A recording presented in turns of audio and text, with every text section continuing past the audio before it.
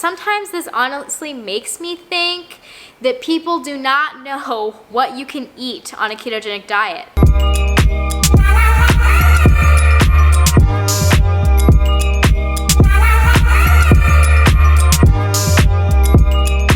What's up, YouTube? Welcome back to my channel. If you're new here, my name is Jenae. I'm a WSC pre-med student. If you're not new here, you probably already know that, but I haven't been on here in a while because the whole world seems to be imploding and university got moved to online, and then I had to get my wisdom teeth taken out during a pandemic, having surgery during a pandemic. That was fun. So anyways, I'm back, and obviously by the title of today's video, I'm going to be talking about the ketogenic culture on TikTok. I have basically just been rotting my brain on TikTok for the last few weeks in recovery, and honestly it's been kind of just fun. Anyways, so I was really surprised with the keto community on TikTok. There is a lot of great content in terms of keto on TikTok. Some not so great content, you're always going to find that too, but I've noticed that there's two camps on TikTok. There's either really hardcore pro keto on TikTok, which is totally great, but then there's also very much an anti-group, an anti-keto group on TikTok, and some of the content that I have seen by these people who don't like keto is basically outright false. So I am going to be going over some of the cringiest videos that I could find. I kept the list relatively short so this video doesn't go on for too long, but I felt that it was really important to address as someone who is planning on treating my future patients with this metabolic therapy. So anyways, that is what I'm going to be doing. We are going to be going over some of the videos, correcting the science, and I'm going to be explaining why it is so wrong with actual studies. So as always, if you are interested in reading that study, I will put the citation on the screen right here and link it down below. Some of these are going to be actual studies and some will be to reputable websites that teach about the ketogenic diet and are run by physicians and PhDs, just for you're aware of that. If you enjoyed this video, please give it a thumbs up. If you have any questions, comment down below, and don't forget to subscribe and hit the little notification button so you never miss another video, and let's get started. So the first video is by a registered dietitian named Veggies and Chocolate. She has done other videos on keto as well as intermittent fasting. Just forewarning, she's not for intermittent fasting either. If I feel like that should be covered, I will do a video on debunking some of the things they say about intermittent fasting, because there's also a lot of bad advice on there as well and just things that are untrue. But anyways, let's get back to it.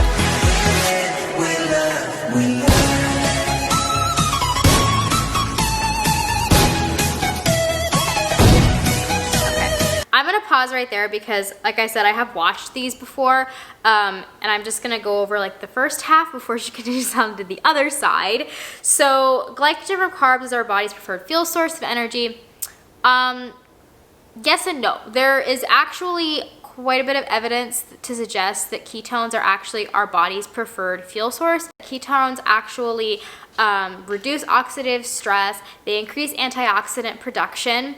They can be used by cells that are metabolically damaged, which is why a lot of people, especially certain neurologists and neuroscientists, actually think that keto could be a great metabolic therapy for things like Alzheimer's, dementia, as well as bipolar disorder. A lot of the brain-based diseases have a commonality to them where the metabolism in the brain does not work properly. That is like an underlying commonality that a lot of people have noticed, a lot of physicians and researchers have seen. And ketones actually also provide more ATP per ketone molecule. So basically it means that they provide more energy for the body, and I definitely experience this. I feel a lot more energetic when I'm in ketosis.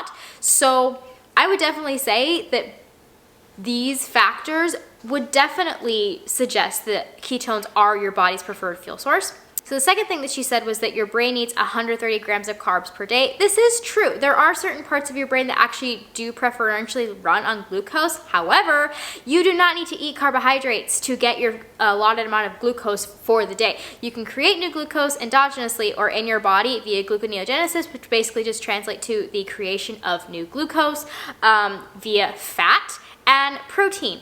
Not sustainable long term. I've been doing keto for almost 4 years. Have I not cheated? Oh, I've cheated before. I've eaten too many berries. I've eaten too much chocolate. Typically when I'm coming out of my cycle, that happens. I had pizza with my friends after a football game. It happens. I do it. Did I feel great after eating that pizza? No, but it was still fun to go out and have pizza with my friends and just enjoy life. So I don't let me typically practicing a ketogenic diet or being in ketosis limit my social life. So let's continue on.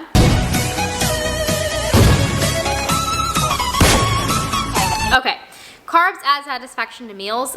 I mean, I like a good sweet potato occasionally, but most of the time I'm completely satisfied with protein and fat, so I have to disagree with that. I do not think carbohydrates add satisfaction to meals. If anything, I think if your plate is mostly carbohydrates, which is what people generally tend to promote, you're just gonna be more hungry. I don't feel satiated after eating mostly carbs. I feel satiated after eating fat, protein, and a little bit of carbs if I feel like it. Restricting an entire food group almost always eventually leads to overeating. I wouldn't say this at all because I completely eliminate grains and I very rarely overeat. My hunger hormones are in perfect shape now since I've gone ketogenic. I never ever eat beyond satiation unless, like I said, I'm coming on my cycle, but women just tend to eat more around that time because our body is going through something very stressful. So that's really the only time that I'm a bottomless pit. Other than that, I feel completely satiated and fine and great. I don't overeat for the majority of the time. And if I am overeating, there's typically a reason, and it's not because I'm restricting a food group. Her last is that research only shows that keto works for epilepsy, which is not true. As I've already cited before, there are lots of neuroscientists and neurologists who are using a ketogenic diet to prevent and treat varying stages of Alzheimer's, dementia, bipolar disorder. There are actual studies on this. If you are curious, I will link some below. There is a researcher named Dr. Thomas Seyfried who has been doing cancer research for his entire career, and it's all on how ketosis can actually make chemotherapy more effective, how the ketogenic diet actually combats cancer. So when people are making claims that keto cures cancer, it's a yes and no question. It is definitely a potential therapy and very effective therapy. I'm not going to downplay that at all. Moving on to the next video.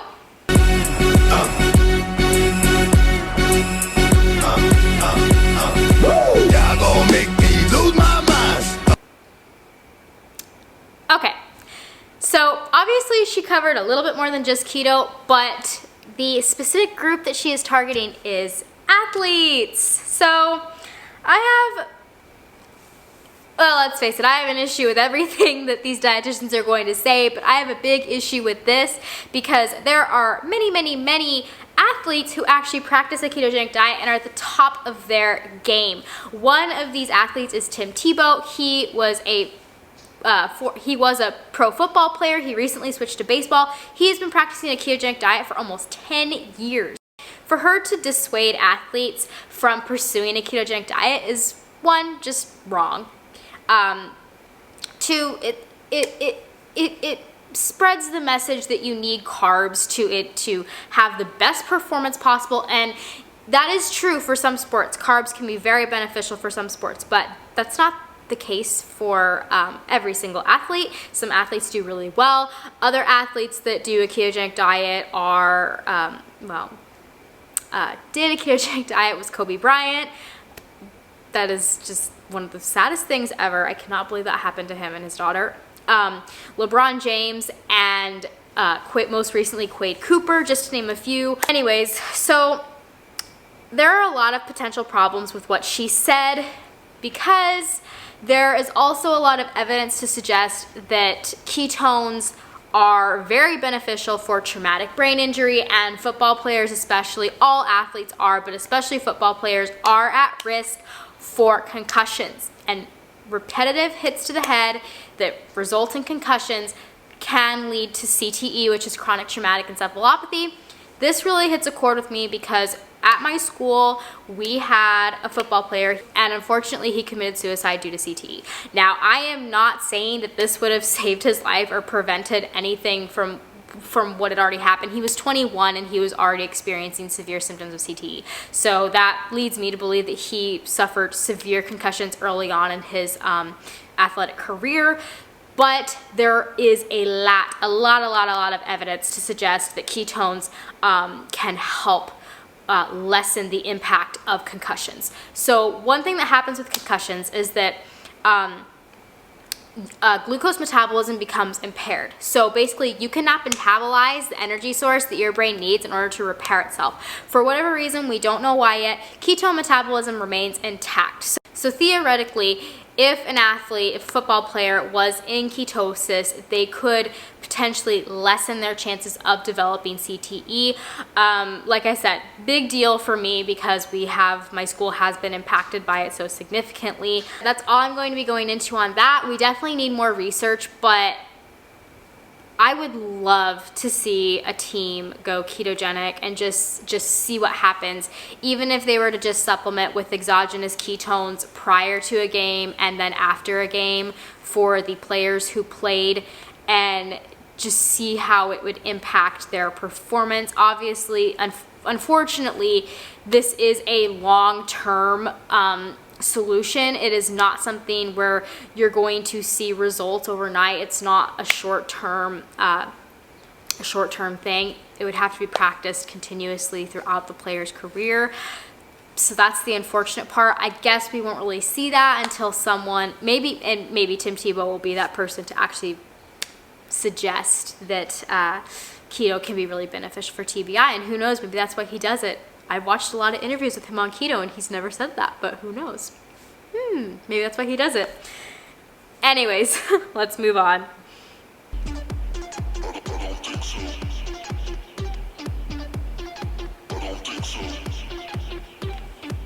The music always really gets on my nerves, like after a while, it's so repetitive.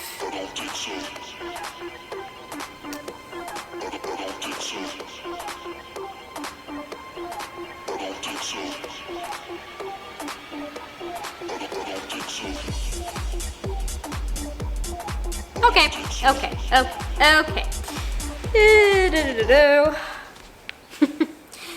Why do they always say it's restrictive and unsustainable long term? So I'm not going to talk about that because I already talked about that. Keto is sustainable. You just have to know how to do it properly. Okay, so lack of fiber for estrogen metabolism is her first reason as to why you shouldn't do keto if you have PCOS. I don't know where this comes from, that there's absolutely no fiber on ketogenic diets. You can eat so many fiber-rich foods on keto. Sometimes this honestly makes me think that people do not know what you can eat on a ketogenic diet. I don't get it. It's simple. Fiber-rich foods that you can eat on keto: avocados, berries, chia seeds, flax seeds, lots of other stuff that I can't think of right now. Oh, cruciferous vegetables, broccoli, leafy greens, cauliflower. There's lots of fiber-rich foods that you can eat on keto. So that's not true. Not true at all. Okay, next reason was lack of antioxidants and anti-inflammatories.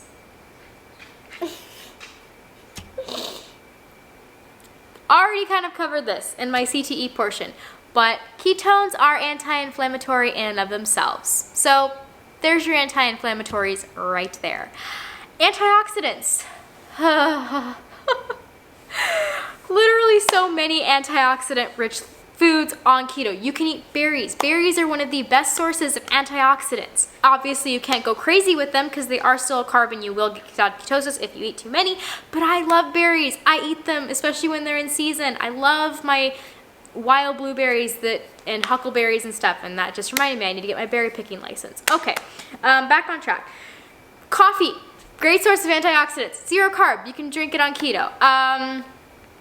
If you're eating meat, Meat has the amino acids in it, glutamine, cysteine, and glycine. Those 3 amino acids go into making glutathione, which is the master antioxidant, which basically translates to it is the only antioxidant that you actually need. But I digress. Wild-caught salmon, specifically sockeye salmon, contains the antioxidant astaxanthin. Very good for your skin, but yet just another antioxidant that you get on a ketogenic diet. Load up on the salmon. Great protein, great fat. There's your antioxidants. It's just not true. Also, there are 2 very well-designed studies that do support keto for actually reversing PCOS. You do have to maintain a low-carb diet in order to prevent your PCOS from coming back, but unfortunately I think that's the case with a lot of things. Once you've developed insulin resistance and you're predisposed to these conditions, you have to maintain a low-carb diet. I was diagnosed with the beginning stages of PCOS. I was never diagnosed with full-on PCOS, but I had 95% of the symptoms of PCOS, and I went keto, they're gone. Just saying. So in 2005, I'm going to reference my notes again real quick. There was a study done. In this study, they found that the women experienced a 12% reduction in body mass, 22% reduction in testosterone, 36% reduction in LH/FSH ratio, which is 2 hormones that are heavily involved in PCOS, and that's all I'm going to go into it because I don't want to go off on a tangent. And then a 54% reduction in fasting insulin levels.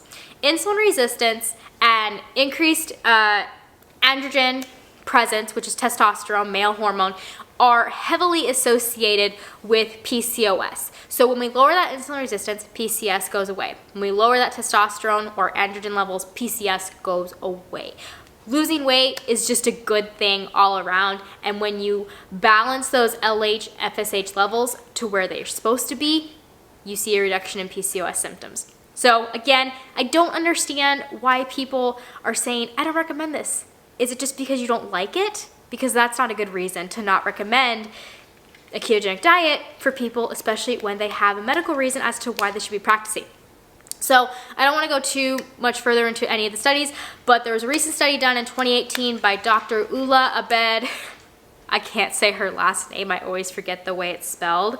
But she is a physician at Cleveland Clinic, and she did a study on a ketogenic diet. Again, she observed patients with PCOS reverse their PCOS symptoms on a ketogenic diet. They kept their patients on a ketogenic diet for about a year and then transitioned them to a low-carb diet. But again, very promising results. Many of these women were able to conceive after going on a ketogenic diet, which that is a common factor that goes along with PCOS, is infertility. The last video that I have is probably one of the biggest misconceptions about keto, and that is that you can't quit a ketogenic diet once you've gone keto. Not true, but let's watch the video. So I've been getting hella comments on one of my videos defending starving yourself, not eating carbs, going full keto, and skipping meals. Here's what I have to say, guys. Listen, please. Intermittent fasting is not starving yourself. Yes. Will it make you lose weight? Absolutely, short term. But once you go back to the way that you've been eating before, what's gonna happen? You're gonna gain that weight right back. I do like this song. So how can you support low carb and skipping meals? It's not sustainable long term. We want healthy, long-term weight loss. What are you talking about? Keto can absolutely be sustainable long-term weight loss. For some people, it is the only way to lose weight. As frustrating as that is, I cannot lose weight if I am eating a high-carb diet, which, speaking of that, I'm on a cut right now. I got fluffy during quarantine. I didn't really gain weight, but because I wasn't working out, my body composition changed and I just kind of got fluffy. Okay, anyways, so what she's saying is you can't transition off of a ketogenic diet once you've gone keto because you will gain all your weight back. Not true. Not true at all. I honestly don't understand where this came from. You just have to be methodical about it. You cannot just quit keto and the next day be eating 300 grams of carbs, because you will gain your weight back because your body is not used to that amount of carb intake. However, there is a way to do it. Just give me a second. I'm looking for that note that I made. Ha, here it is. Do you have to stay keto forever? No, absolutely not. For myself, I do plan on living a ketogenic lifestyle. It's just how I feel the best. If I ever want to have some pizza or whatever, just got to be gluten-free. I will get psoriasis if I actually just make that wheat-free. Screw it, just give me the pizza. I don't want any issues. Okay, anyways. So the dietary protocol for this is quite simple. It is 20 days on a ketogenic diet, 20 days low carb, 4 months on a Mediterranean style diet, which is much higher carb. Then after the 4 months, you go back to 20 days on a ketogenic diet, 20 days low carb, then 6 months on a Mediterranean style diet. So it's definitely not a short process, but it can be done. And if people want to talk about sustainable weight loss, this is sustainable weight loss. Finding what works for you is sustainable weight loss, not complying to someone else's dogma just because that's what they say. I did that. It did not work. My medical conditions got worse. My autoimmune disease got worse. My Lyme disease got worse. Once I quit complying with everyone's dogma and people telling me you need to eat grains or you're unhealthy, or you need to eat carbs or you're unhealthy, as soon as I let go of that and just decided to do me, life got much easier and my health improved. Anyways, main takeaway point: make up your own mind about stuff, research. We have the internet. We are so fortunate to be living in a time where we have the resources that we can investigate for ourselves. So with that said, if you enjoyed this video, please give it a thumbs up. If you have a question, please comment down below. And don't forget to subscribe. If you would like to connect with me further, you can reach out to me on Instagram and TikTok. My handle is TheFatFueledGirl. Anyways, you guys, I hope you have enjoyed this video. Again, I'm sorry if it turned out kind of long. I always do this, but I will talk to you guys in the next one. Bye, everyone.